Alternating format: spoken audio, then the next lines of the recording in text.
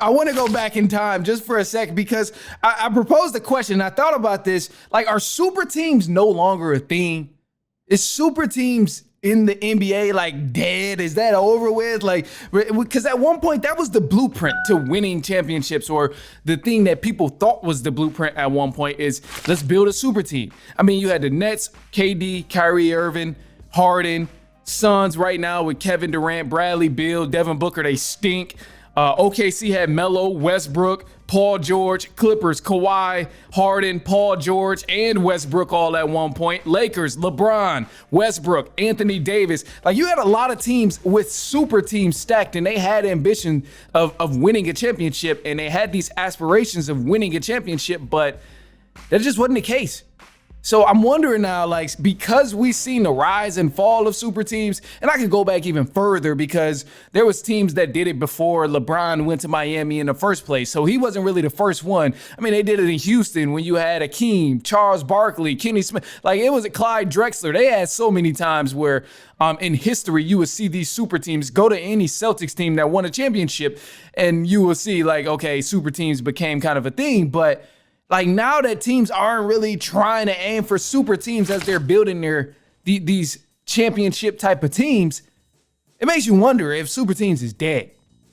Because I personally, if super teams are dead, I love this for basketball. It's about damn time. And I think this is going to be kind of the trend that we start moving toward, is like, okay, I don't need a super team to win. I just need a star with some good players on it, because now at this point, you got a lot of young guys in the league who don't even want to form a super team. They still got that ambition. They still got that hope that they can win with the team that they were drafted to and that the team that they play with.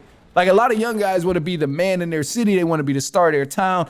And I think a big reason of that is because they haven't really lost as much. And they haven't got tired of losing time and time again. They haven't lost to the same team over and over again to be like, you know what, I'm done with this losing stuff.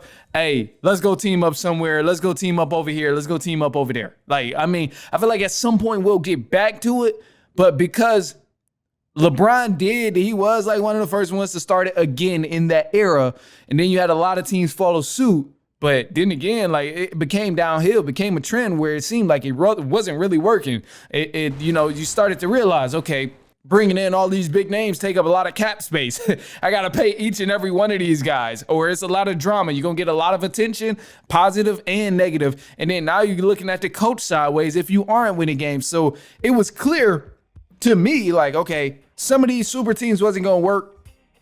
But the main thing, and the main reason I say some of these super teams didn't work, is because it was missing a key ingredient. It was missing LeBron. I hate to be that way. I really do. I really don't want to even go down that path. But let's be real, bro. A lot of super teams is missing the LeBron, the guy that does every single thing on the floor, the guy that can play defense, can distribute, can score, can pass, like all of that. The way teams are constructed now, you try and bring in 3 random guys and they all like to score. Nobody plays defense. That's not going to win you a championship. I don't care how many all-star appearances they have together.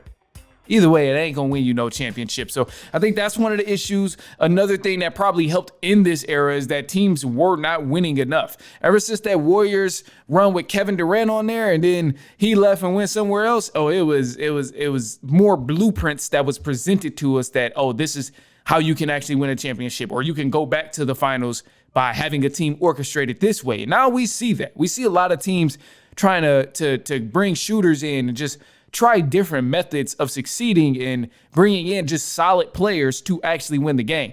Like, if you look at the Celtics, they're the most recent team to win a championship.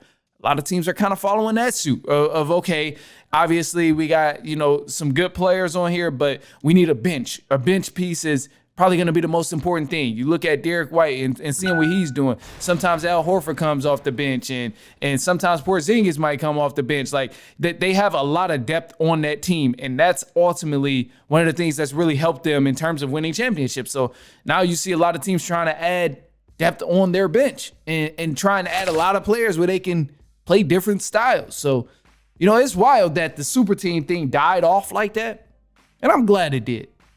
I think it's good. I know viewership is down in the NBA, of course, but having stars on different teams is entertaining because you know you ain't got to worry about just 4 solid teams with stardom playing all throughout the 82 games. Like, you know, you can cut on the Pacers in a Pistons game. You like, okay, Cade Cunningham, Siakam, Therese Halliburton, all of them is going to be playing. Like, it spreads out the love. You don't have only one calendar date circled on your calendar all NBA season because you like, this is the only time this good team comes to town. Like, no. So I love that teams are spreading out the stardom, if you will, and then all the young guys are staying where they want to. And try and really be ambitious in terms of, you know, making something happen. So I think that's great for the league right now. It is weird, though, that super teams just disappeared out of nowhere. Like, I mean, we're kind of seeing a failure of super teams if you really look at it. Not many teams are succeeding with a super team. Suns is the latest and greatest example of that. Nets was a tragedy. Clippers was a tragedy. Like, yeah, it's not looking good right now.